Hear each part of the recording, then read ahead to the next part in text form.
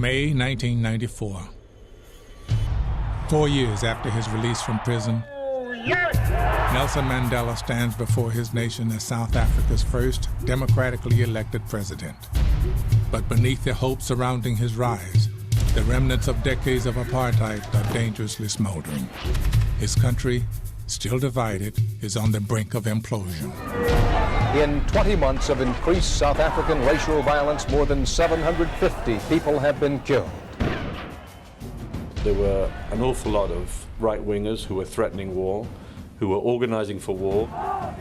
Former soldiers, armed to the teeth, they were fighting to preserve white rule. It was the worst possible tension you can get between black and white people.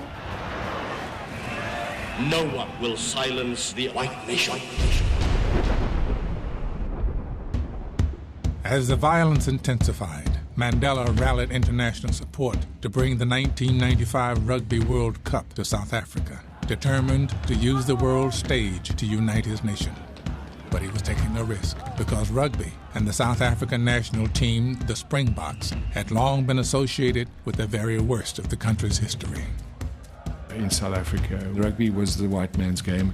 I hated rugby, I hated those ones who were playing rugby, and I hated the Springboks even more. Rugby is a sport of brute force, and as such, rugby in many ways symbolized apartheid oppression with which black people were being kept down.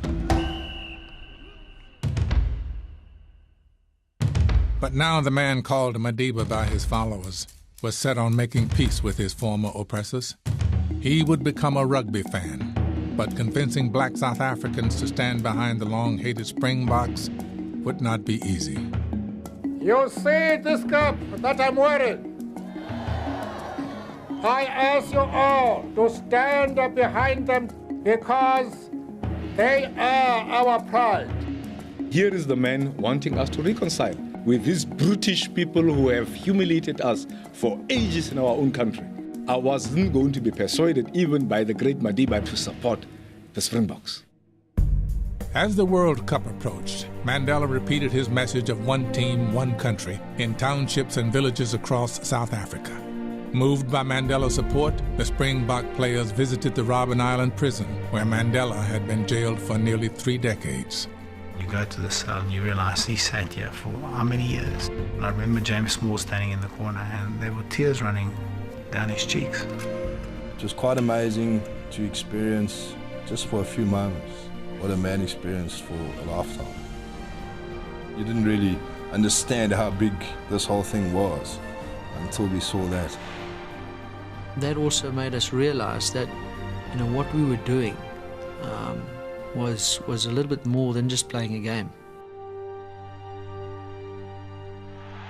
That's the end of the game. Well, who would have believed that South Africa would beat Australia, world champions? The underdog Springboks, newly inspired, began a magical run through the tournament. And that's it. South Africa have beaten France in this World Cup semi-final. But as the team advanced, something even more improbable happened. Black South Africans started to stand behind the national team. We started realizing that, this is our country, this is our brothers, we all have to be behind them.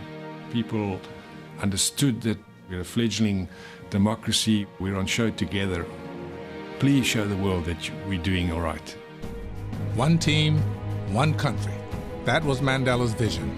And on the morning of the final game, blacks and whites alike were swept up into a shared frenzy of excitement.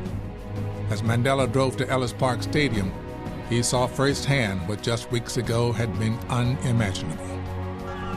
We had a lot of white people driving past us, hooting and fists out of and normally you'd have the fists out of anger, but these were fists of jubilation. On all the lights, on all the freeways, you had these enormous flags. Everywhere was just the World Cup, the World Cup. Beneath the stadium, the Springboks prepared, knowing they would never play a more important game. Moments before they took the field, the silent tension in the locker room was broken. The door opened, and in walked Nelson Mandela.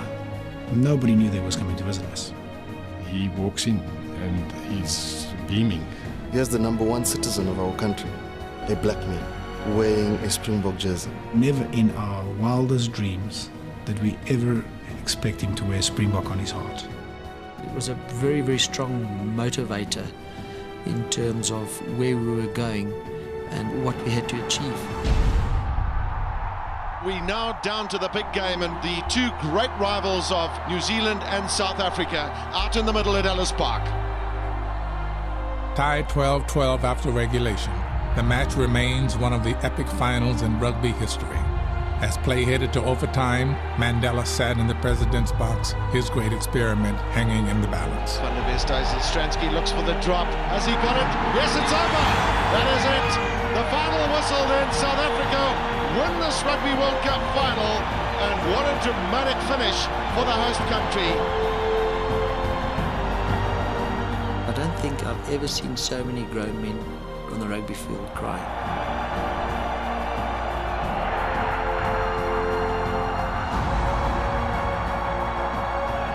After the win, Nelson Mandela, wearing the symbol of his former enemies, prepared to step onto the field.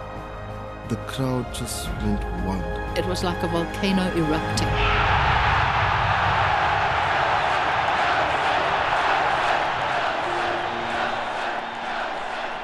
I'm trying to understand what the chant is. I realized that these white South African people who were chanting their president's name. This was Nelson. Nelson, Nelson. Nelson, Nelson. Nelson, Nelson. It was one voice. I never thought that we would hear that at a rugby stadium. At the time, I think it was just fantastic. We didn't know what hit us. I mean, it was just the most phenomenal. It was really quite incredible. The image of a joyous Mandela celebrating with the national team was mirrored in every corner of the once broken country. South Africans at last were rejoicing as one. Then we had 65,000 South Africans here today. Tremendous support. David, we didn't have 60,000 South Africans. We had 43 million South Africans.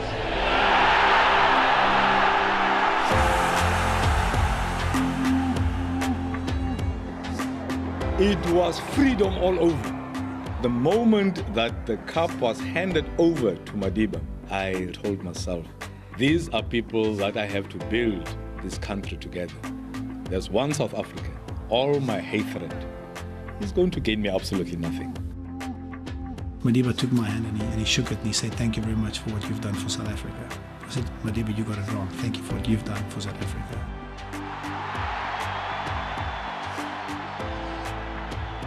I think it was great vision from the man to have used that opportunity to make us see each other as human beings. This is our South Africa.